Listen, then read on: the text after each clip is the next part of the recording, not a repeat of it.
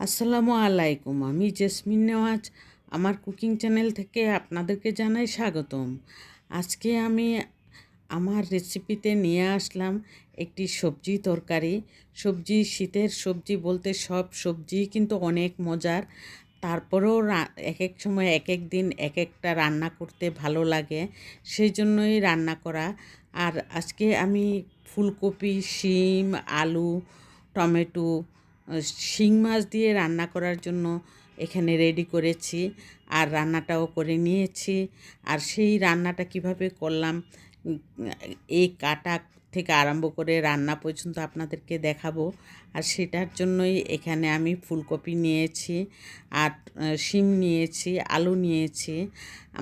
আলুটা কিভাবে বড় আলু এখন নতুন আলুটা কিভাবে ছিলতে হয় সেটা আপনাদেরকে আরেকটা ভিডিওতে দেখাবো। যে নতুন আলু কিন্তু চাকু দিয়ে আর বটি দিয়ে না ছিলে সুন্দর করে কিভাবে ছিলা যায় সেটা আমি আপনাদের সামনে তুলে ধরবো।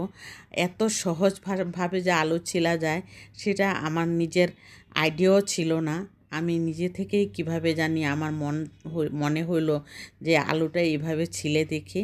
সেই আলুটা ছিলার জন্য আমি এত খুশি হয়ে গেছি যে নতুন আলু এত ধপধপা শিং মাছের মতন ছিলা যায় কিভাবে, শিং মাছের মতন পরিষ্কার হয়ে যায় সেটা আমি আজকে অনুভব করলাম। আর সেই আলুটা আপনাদেরকে ছিলে সামনে দেখাবো যে বটি ছাড়া, চাকু ছাড়া, চামিচ ছাড়া কিভাবে আলু ছিলা যায় সেটা আমি আরেকটা ভিডিওতে আপনাদেরকে তুলে ধরবো। আর সেজন্যই আমি এখানে শিং মাছটা ভালো করে ধুয়ে তারপরে হলুদ দিয়ে, লবণ দিয়ে গরম তেলের মধ্যে দিতে হবে। গরম তেলের মধ্যে একটু লবণ দিয়ে নিতে হবে। না হয় যতই ফ্রাই প্যান ননস্টিকের হোক না কেন, নতুন অবস্থায় কিন্তু উল্টিয়ে যায়, কিন্তু পুরান হলে আর উল্টাতে চায় না, সেই জন্য মাছ নষ্ট হয়ে যায়।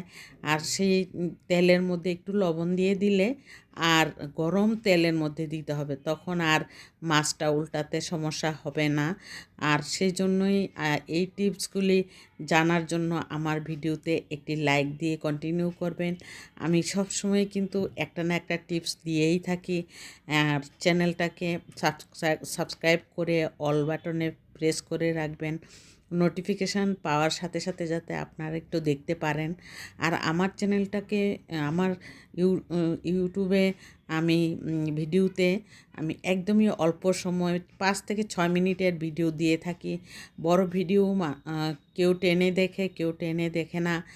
আর কেউ ফুল ওয়াচ করে, কেউ অল্প একটু দেখে অন্য ভিডিওতে চলে যায়। সেজন্য আমি কিন্তু একদমই ছোট্ট একটা ভিডিও দিই। আপনাদের কাছে অনুরোধ রইল আমার এই ছোট্ট ভিডিওটা ফুল ওয়াচ করে দিবেন। আর সেই জন্য আমি এখানে ফুলকপি, শিম, আলু এই সবজিটা কিন্তু আমি এই শীতের মধ্যে আজকেই প্রথম রান্না করেছি। সব সবজি মিলিয়ে মানে 3 প্রকারের সবজি মিলিয়ে, 3 না 4 প্রকারের সবজি মিলিয়ে রান্নাটা করেছি শিং মাছ দিয়ে। তাও শিং মাছ দিয়ে কিন্তু নতুন আলু দিয়ে রান্না করলে অনেক মজা হয়। আর আর আজকে আমি সবজি দিয়ে রান্না করেছি, এই সবজিটা যে এত মজা হয়েছে, আমরা অনেক ভালোভাবে রান্না করে খাওয়া দাওয়া করেছি। এই সবজিটা তেমন ঝালও করিনি, তেমন কম ঝালও দেইনি, সেজন্য সবজিটা এত টেস্টি হয়েছিল। আর দেখলেই বুঝতে পারবেন রান্নার শেষে যে সবজিটার কালারটা কত সুন্দর এসেছে। যে যেমন দেখতে যেমন হয়েছে, খেতেও তেমনই টেস্ট লেগেছে। আর সেজন্য আমি এখানে একদমই অল্প পরিমাণে পানিটা দিয়ে দিলাম। সবজিটা নাড়াচাড়া দিয়ে, আমি এত ধৈর্য নাই আমার যে কষিয়ে রান্না করব। কষিয়ে রান্না করলে দেখা যায় একদম তরকারি রান্নার শেষে কোনো সবজিগুলি আস্ত থাকে না।